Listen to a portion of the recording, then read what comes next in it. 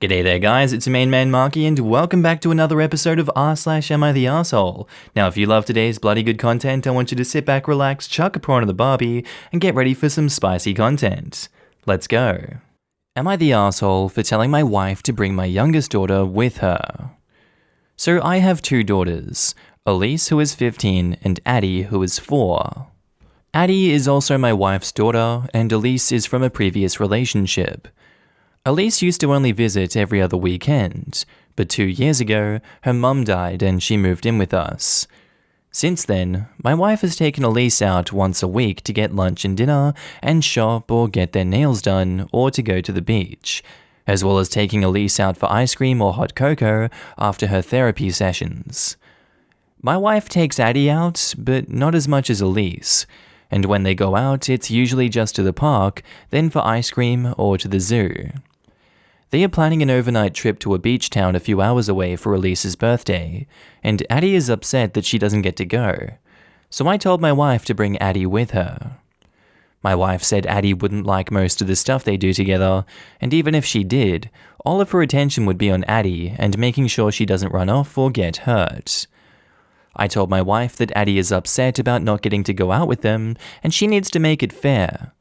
But she snapped and said that Addie gets the majority of her attention every day, and this is making it fair to Elise.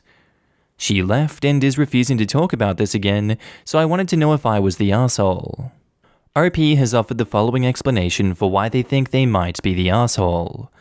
I think I might be the arsehole because this is Elise's and my wife's special thing, and having Addie there would mess it up.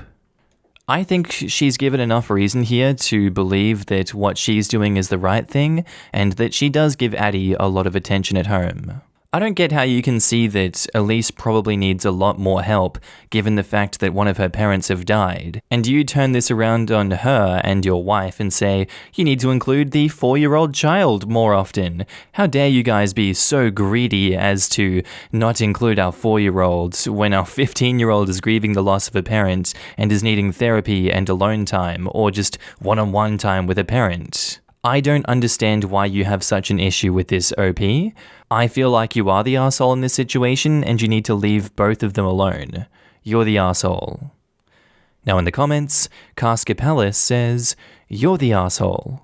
Good lord, your wife is being a great stepmom to your teenage daughter who just lost her mum. Small kids get upset about not being able to do the same things their older siblings do, and that's normal. You as a parent have to deal with Addie's disappointment. This is also normal. It's part of being a parent.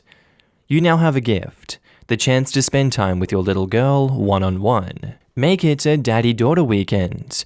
Do fun stuff, build stuff, make stuff, put a putter in her hands, whatever. The weekend Addie has is now up to you. Can you make it fun for her? Maybe he just doesn't want to babysit. Look, I know it's implied in your statement and I am so here for it, but let me outright state it, since OP appears to be pretty dense or in denial, or both. It is not babysitting if they are your kids. 15 is a tough age. The things she will want to do and talk about with mum are not made better by the presence of a 4-year-old, and it's a birthday thing. Yeah, you're wrong here. A better option would be a daddy plus little one plan for special things during that time, and the promise that when she's a teen, she will have similar mum time. And Odena's very own says, everything else aside, it's Elise's birthday. Why do we need to include a 4-year-old in the birthday plans of a 15-year-old? The attention will of course be on the 4-year-old. The things she does with Elise, Addie is not old enough to do. They aren't the same age. They have different interests and needs in life, and it sounds like your wife is trying to cater to them both where they are. I don't even understand why you have a problem. You're the arsehole. And also, it is extremely important to have the same kind of personal relationship with your dad. I hope you're also doing things like this with the girls. My dad died when I was Elise's age, and he was my best friend. He had 7 girls, and we all felt like the favorite child because he made sure we all felt his love and treated us as individuals. From the little things like getting ice cream one-on-one, or taking you to see your favorite concert, or out on date night. Be that dad for them. Our next post is by user Throw354235, titled, Am I the asshole for telling my fiancé she's either with me or against me in this conflict? So my fiancé, female 24, and I, male 27, got engaged in May, and are currently planning for our wedding in August. It's worth mentioning that I'm the sole earner because my fiancé is still in university. I have saved up a decent amount of money to afford the wedding. The thing is, her parents get involved in everything, from picking the engagement ring on my behalf to giving opinions on where we should rent, and now my future mother-in-law is constantly giving opinions on our wedding. Future mother-in-law would follow up on everything we do and make negative comments on things like the best man, the guest list, and food. She told my fiancé she didn't like who I picked to be my best man, and wanted me to replace him after a big argument. But I said no. Though, my fiancé said we should have just done it. Mother-in-law also wanted me to uninvite people that I wanted at the wedding so she could add more guests on her side of the family. I said no to that also. Now the current or biggest conflict between us. Mother-in-law called saying she didn't like the venue we picked, which is in our hometown. She wanted me to reconsider, but I said no since my fiancé liked it too. But my fiancé came to me yesterday to show me a venue that her mum picked and already paid for, saying since she paid for it, then I should say yes this time. I was in shock and angry, because not only did she not consult us, but the venue she picked is 3 towns away where my brother-in-law lives. I immediately thought about my disabled parents who cannot travel this distance for health reasons, and besides that, most of my family won't attend because of distance. I said I am absolutely not agreeing on this venue. My fiancé said she disagreed with me, and I had no right to complain because her mum and dad paid a lot of money for this venue as a wedding gift, and we should accept it. I calmly explained why I refused, and she kept saying I'm refusing on purpose because I hate her mum, and am playing cat and mouse with her. I bluntly said that her mum is indeed making this a game, and told my fiancé she's either with me or against me on this issue. She either backs me up or there won't be any more wedding planning. She got upset and started crying, asking what she's going to tell her mum, and why I was making her choose between me and her parents, but I just feel like she's refusing to see why I don't want this specific venue. So what if her brother lives there? I have never been to that town, so having the wedding just because her mum paid for the venue is not okay. We haven't talked ever since that argument. My friend called me an ungrateful fool for turning away a free wedding venue over distance, but I can't help but feel future mother-in-law did it purposely. So I agree with you in this instance. You absolutely need to take back control of your life, and that starts with standing up to your future mother-in-law. To me, it seems as though your partner is being manipulated, and can't see just how deep this manipulation goes. It's to the point that she's lashing out at you for disagreeing because you're suddenly the bad guy for turning down a free wedding venue that neither of you initially agreed on for this wedding. I would stand my ground if I were you, and continue to fight for both you and your partner, and do what you can to bring her back on your side. It seems like your future mother-in-law only cares about getting her way and using money as leverage. That's morally bankrupt in my opinion, not the asshole OP. Now in the comments, PJ Fan says, not the asshole, but this is a very good peek into your future. Your mother-in-law is going to do this all the time about everything, and it doesn't sound like your fiancé has the spine to stand up to her. You need to have a conversation with her about your partnership and her mother. If you are happy to deal with this for the rest of your life, then good luck with the wedding. But if you don't want her interfering with everything, imagine when she becomes a grandmother. Then you need to take pause and consider whether this is what you want forever. This 100%.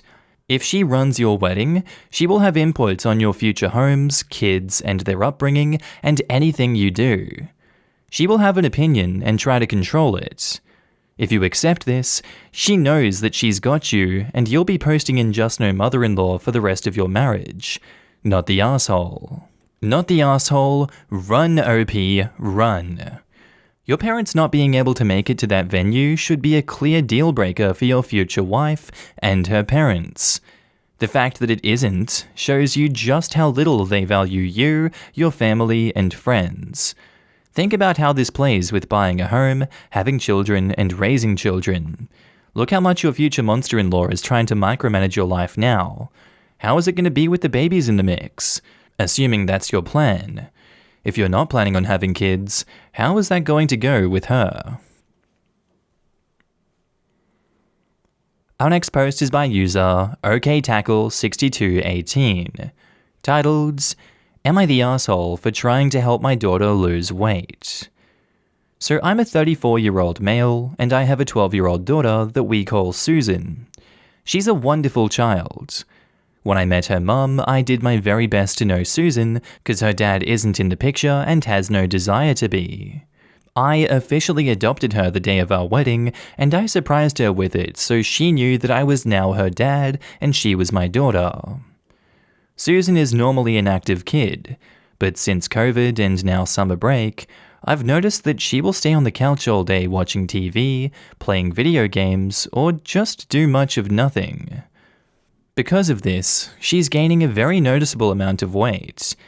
I spoke to my wife about it, but she says Susan is fine and it's summer, so it's okay if she wants to watch TV and eat junk food. I get that, but I don't want Susan to develop an unhealthy habit. So I created the father-daughter walk to get her moving a bit.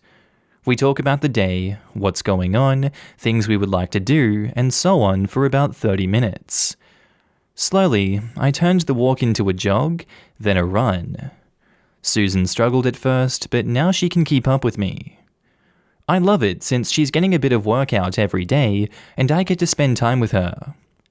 Well, my wife isn't happy. She confronted me saying I was fat-shaming our daughter and forcing her to exercise when she's a kid. Kids are supposed to watch TV and eat junk food. She's telling Susan that she doesn't have to come for a run with me, buys large amounts of Susan's favorite snacks, and is encouraging her to binge-watch TV and just be a kid. She says I'm trying to push lifestyle habits onto my daughter, and I'm embarrassed of her. It's led to a couple arguments, and now she's saying she might send Susan to go stay with her grandparents for the rest of summer. I'm just trying to help her become more active. Am I the asshole? Edit, I just wanted to clear up something. I never posted on Reddit before, so I thought I had all the context I needed for this. My apologies. For those who were saying that she's not my daughter, I adopted Susan. I kept it a secret till her mum and I exchanged vows, and then we called her up so we could tell her. Susan is my daughter, and will be till the day I die. I don't force her to come with me. One day I said, hey, wanna go for a walk with me? Things moved from there, and now Susan can run circles around me. She'll even call me an old man if I don't keep up. My wife was welcome to come. At first she was, then she said she liked having us out of the house so she can relax and have a break. That's fine. If Susan says, Dad, I don't feel like going today, I don't force it. I just go by myself. I've never mentioned her weight or food to her because she's 12. Things are hard enough. Before the pandemic, she would be outside all day on her bike, playing with friends, skating and more, till we finally call her inside. I just wanted her to be active again since I noticed how much more she would just stay in front of the TV, computer, and do nothing. Never do I say or mention her weight, and I do love getting to spend time with her. We talk about her day, friends, plans for the future, what she would do with $1 million, and etc. I honestly don't know where my wife is getting the idea I'm forcing Susan or shaming her. Yes, it's normal for kids to want sweets and to watch TV, but it's also normal for them to play and exercise. I just don't want Susan to sit in one spot all summer. With the new strain of COVID, we don't even know if she'll be going back to school. My wife is a bit heavy, and again, she's welcome to come with us, but always declines. I hope this has cleared some things up in the comments. Edit, I didn't expect this to blow up. I just expected maybe like a few people posting and calling it a day. I'm going to talk to my wife once she calms down and try to approach things gently. I would love for us all to spend some time together as a family. I didn't marry her for her looks. I married her because I love her and I love Susan. I'm going to suggest walks in the park, around the neighborhood, or if she doesn't feel up to that, maybe turning on a video and working out in the living room together. I don't want Susan growing up a body imagine, whatever that means. Possibly my wife did and just hasn't told me about it. Even among spouses, there are things you don't feel comfortable talking about. I hope everyone on this post has a great day. And say to yourself, would you like to go for a walk today? Go for a walk. Enjoy sun, nature, and your community. Take a friend, the dog, a cat, a family member, or just bring your headphones. You are never too old or too young to start a good, healthy habit. Even if you just walk for 15 minutes, please know that I'm proud of you and we can always do more tomorrow. You're doing a great job. Good people of Reddit, I must go for now. I hope all of you know that I'm proud of you. Sometimes in life, that is all you need to hear. I learned that people don't always say what's on their mind or what they're going through. We don't always know every detail of their backstory, and that is okay.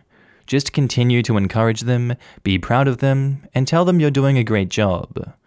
Be someone's dad or be your own dad, just so long as you do your best. I am proud of you all, both young and old. I will always be proud, and I know you will accomplish much. Now, in the comments, Realistic Nebula 5961 says, "Not the asshole. How is you going for a run, pushing lifestyle habits on her, but mum buying junk food isn't? You didn't fat shame her.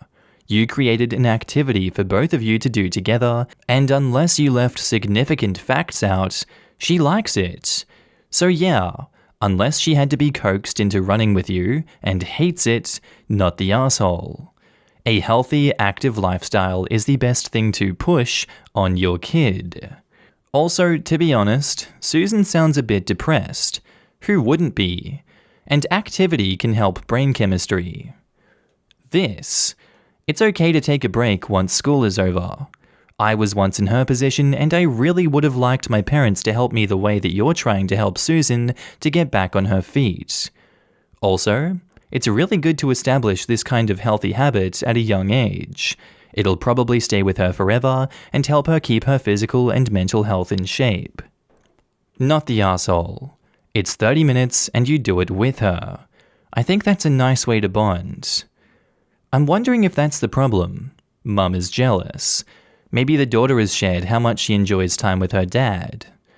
Not just the time with dad, but if mum is struggling with weight issues, she could feel fat-shamed by proxy. So she's taking her issues out on the daughter by accusing the OP of fat-shaming. OP isn't the arsehole, but mum might need some counselling to deal with her own issues before the daughter ends up paying for them. It feels like mum is projecting a bit. If dad is encouraging activity without talking about weight, I don't see the issue here. It's great bonding time too, not the arsehole. Okay, so I was ready to bring the pitchforks at the title, but you never said anything negative to Susan. You turned your concerns into a healthy bonding activity that is in no way excessive, not the arsehole. But can you talk to your wife? Like, when you're not mad. This seems like she might be reacting to a trauma background with an ED or something. And OP replies, "I have tried. But each time she shuts me down and says that I'm shaming Susan, not letting her be a kid, etc. If something happened to her as a child, I don't know about it. It just starts fights, and I don't want Susan to see constant fighting." Our next post is by user FrostyDetective4726, titled, "Am I the asshole for not allowing my son to move out and interfering in his life?" So my son, Aaron, male 21, has been with his partner Joe, male 21, since around November 2019. And I, without a doubt, will say that he is the worst thing that has ever happened to him. I wanted to like him, but he is rude and arrogant, and you struggle to get a word in when Joe is around. Aaron has always had struggles with judging people's character. He is so trusting and a little naive, and this meant that he often moved around friendship groups in school because of drama. Still, Aaron found his feet and got out of that cycle. He went to university, and I am so proud, especially as he struggles with anxiety and initially found being away from home hard. But when Joe came into his life, it all seemed to go wrong again. He would call me, crying, wishing to come home because they were fighting. And then the next minute he calls me to say that he overreacted, everything was fine, that I shouldn't worry, and to please not hold this over Joe. Aaron's brother Jamie knows more of the details because Aaron feels more comfortable telling him, but is unaware of some of the things that Jamie has shared with me. Jamie claims that Aaron's friends were worried too, and that Aaron barely went out, citing anxiety flare-ups. Now, I don't know if it was just normal fighting and MH struggles, or if there's something else going on, because Joe always seemed to be the one going out with friends and others and informing them of Aaron's absences for him, which struck me as odd at the time. It was a gut feeling, and I tried discussing it with Aaron, but he'd shut me down, saying he was happy. But the fact was, all the good progress he made just slipped away. He kept asking for assignment deadline extensions, but he brushed it off as uni pressure getting to him. I was concerned, especially as he was not seeing his therapist. The final straw was when Aaron came home to study online during this year. I was appalled to see how thin he'd gotten and how often he was glued to the phone, calling Joe at all hours and for hours at a time. I could barely get him to myself. Then, a friend told Aaron that he'd saw Joe leaving a bar, dressed up, getting into an Uber with someone that none of us know, kissing their cheek, and asked who it was. Aaron had no clue. Joe claimed it was his cousin. Now, I know a lie when I hear one, and I have finally had enough, because something has to give. I called Joe to say plainly that he wasn't welcome in my home, to stay away from my son. And Aaron blew up, calling me a control freak. He threatened to go live with him, but only changed his mind when I said I wouldn't financially support him. I maintained that he has to stay and get his life back together. He says I'm being awful and have no right to do this. Joe is even telling him that I'm being unfair, never gave them a chance, and I'm certain Joe is no good and cheating, and I need my son to stay home. Sometimes it's cruel to be kind. Am I the asshole? I'm gonna say no assholes here in this situation. The only asshole in this situation is your son's partner, but this isn't directly between you and your son's partner. This is between you and your son. Your son isn't wrong for being defensive in this situation, and neither are you of being defensive of your son's well-being. This seems like a toxic situation for your son to be in, and I'm glad that you're there to help him out. I would love to see him getting the help that he needs and getting out of that situation, but only he can really do that. So my judgment, no assholes here. Now in the comments, XPotential31 says, "Wow, not the asshole. You're looking out for your son in what is clearly trying times, and possibly a controlling relationship. Just keep showing your son love and support, and hopefully he'll move on from the toxic Joe." Agreed, not the asshole. The "you're the asshole" judgments are of people who had parents who didn't care, or they are too young to understand. Or who had parents who refused to respect boundaries. It is absolutely fine to discuss all of this with your son, but contacting his boyfriend is way out of line. Exerting this kind of control over a 21-year-old man isn't going to end well. If it doesn't destroy his relationship with OP, it will at least damage it for many years. Maybe Joe is a jerk and cheating, but sometimes you've got to let them make their own mistakes. I'm 45, by the way. And another user, Markee, shares their story and says, "When I was 19, I ran off with a 27-year-old. Got pregnant, was working 2 jobs to support a gambling addict, and had my life destroyed. My mother's constant interfering in attempts to control me pushed me further away and made me dig my heels in and rationalize all the abusive crap that was happening to me. My mother isn't a bad person. I love her for caring so much, but she handled it badly. I responded much better to my father's hands-off approach. After a fight on the phone with my mother about my boyfriend running off with a week's pay, I hung up and went to my job at the mall. I remember sobbing my makeup off as I tried to pull myself together in the crowd of people before I went to work, and out of the corner of my eye, I saw a blue figure. I realized that it was following me, and I looked up and it was my dad, quietly walking along next to me. He left work as soon as he heard and came to find me an hour away at a mall that he had never been to, hoping to spot me, then walking quietly until I noticed him. He took me to the food court for some McDonald's like he used to buy every Friday afternoon after the arcade. We sat down and he just listened. He asked me what I wanted to do. He didn't break me down or push me to do it the right way. Within a week, I called him and asked him to come get me. I would never have called my mother. Admitting she was right was admitting that I was stupid and in over my head, and that he really didn't love me and I was having a baby with a narcissist.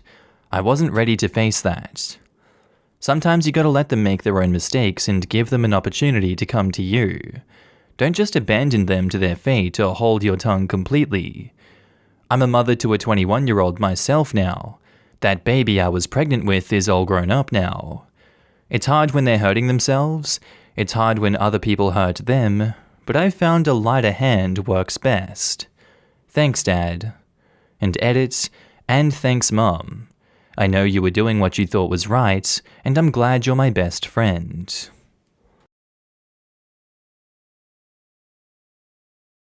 Alright guys, that's the end of the video. Friendly reminder that I'm now posting daily on my second channel, Markee 2. If you want to laugh at memes with me, link is down in the description below. On phone, you just click that little arrow underneath the video. I also want to say thank you to all my channel members and Patreon subscribers. Your names are currently floating down the screen here, and I love to see all of you guys. Thank you for joining me on this journey. Thank you for supporting me. I really appreciate it. If you see yourself on screen, I want you to give yourself a big pat on the back for being amazing as always, and thank you for supporting me again. I do hope that you guys have a good day, night, sleep, whatever it is you're up to. I'll see you in the next video.